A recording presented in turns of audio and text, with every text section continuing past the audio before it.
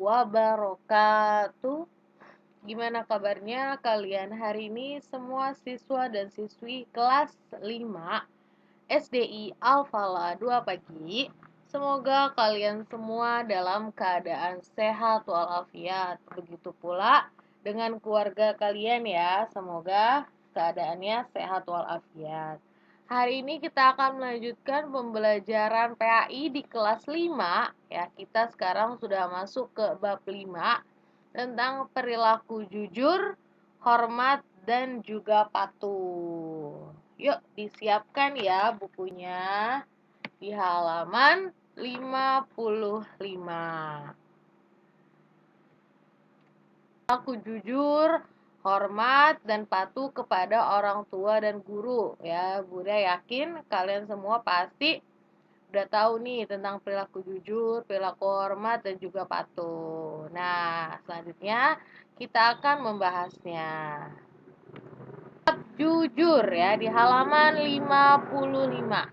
Jujur artinya benar, ya, memberitahukan, ya, menuturkan sesuatu dengan sebenarnya dan sesuai dengan kenyataan yang sesungguhnya, baik perbuatan maupun perkataan.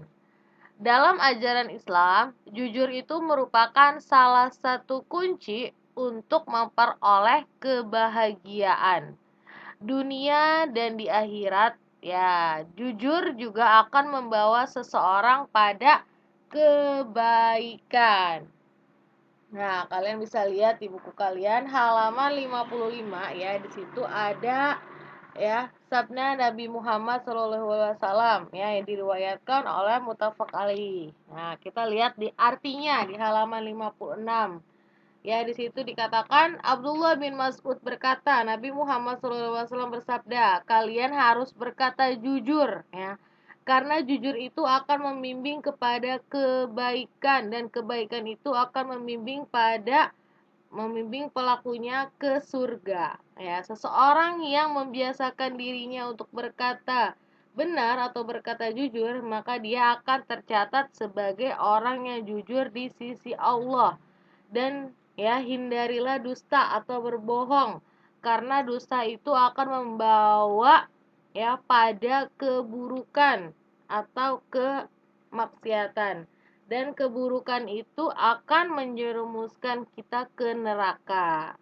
Ya, seseorang yang membiasakan dirinya berdusta atau bohong, maka dia akan tercatat sebagai pendusta di sisi Allah. Jadi, kita harus membiasakan diri kita untuk selalu berkata dan berbuat jujur. Ya, mulai dari kecil pasti kalian sudah diajarkan untuk jujur ya sama orang tua kalian dan juga oleh guru kalian. Nah, di buku kalian juga ada macam-macam sikap jujur ya, ada 4. Sikap jujur kepada Allah, jujur kepada diri sendiri, jujur kepada orang tua, dan jujur kepada orang lain. Jujur kepada Allah, gimana caranya? Dengan kita melaksanakan perintahnya dan kita menjauhi larangan Allah.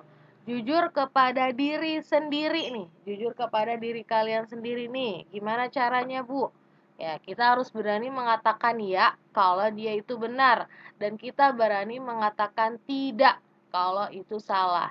Jangan yang salah dibilang benar, yang benar dibilang salah. Berarti itu namanya kita tidak jujur terhadap diri sendiri. Selanjutnya, jujur kepada orang tua. Nah, contohnya adalah tidak membohongi orang tua. Nah, Buria sih yakin, insya Allah di kelas 5 ini nggak ada yang bohong sama orang tuanya, karena semuanya anak yang jujur. Dan terakhir, jujur kepada orang lain. Ya, seperti misalnya kita berkata yang sebenarnya. Jadi jangan berbohong. Misalnya ngomong ke guru dengan sebenarnya, ya, ke teman juga. Jadi tidak bohong. Manfaat dari sikap jujur. Pertama, hidup kita akan selamat. Yang kedua, selalu disenangi oleh orang lain. Yang ketiga, akan meningkatkan martabat kita. Ya, akan dikenal sebagai orang yang jujur. Yang keempat, dipercaya oleh orang lain. Biasanya orang yang jujur itu bakal dipercaya sama orang lain. Tapi kalau orang yang tukang bohong atau suka berdusta itu tidak akan dipercaya oleh orang lain. Dan yang terakhir, ya, bisa mendapatkan surga di akhirat. Itu adalah manfaat dari bersikap jujur. Nah, selanjutnya, hormat kepada orang tua dan guru. Hormat secara bahasa artinya adalah menghargai, sopan, dan juga tunduk. Ya. Sikap menghormati adalah sikap saling menghargai yang ditunjukkan kepada orang lain, terutama orang yang lebih tua. Ya, contohnya kepada orang tua, guru, dan sesama anggota keluarga. Nah, sikap menyayangi adalah sikap yang dilakukan orang yang lebih tua kepada orang yang lebih muda. Misalnya dari orang tua ke anak-anaknya. Nah, itu adalah sikap menghormati dan juga sikap menyayangi. Setiap anak wajib untuk menghargai orang tuanya ya dengan cara menghormati dan berbakti kepada mereka. Ya, kita tidak boleh menyakiti hati dan juga perasaannya. Ya, karena ridho Allah tergantung dari ridho orang tua. Sebagaimana hadis Nabi Muhammad SAW yang diriwayatkan oleh Tirmizi. Ya, ada di buku kalian. Bunyinya di halaman 58 ya. Ridallah fi ridho walidain wa suhtullah fi suhtil walidain. Artinya ya, keridoan Allah tergantung oleh keridoan kedua orang tuanya dan kemurkaan Allah tergantung dari kemurkaan kedua orang tua. Semoga ya kita semua mendapatkan ridho orang tua dan juga ridhonya Allah. Amin. Sikap hormat kepada orang tua nih, contohnya pertama, berpamitan ketika mau pergi, mendengarkan nasihat orang tua, tidak meninggikan nada suara saat berbicara kepada orang tua. Nah, kalau contoh sikap hormat kepada guru ya, mendengarkan saat guru sedang menjelaskan. Tuh, jangan ngobrol ataupun bercanda. Sikap hormat kepada sesama anggota keluarga, misalnya memenuhi undangan ketika keluarga mengadakan acara. Nah, selanjutnya patuh. Patuh itu adalah menurut, taat, dan disiplin.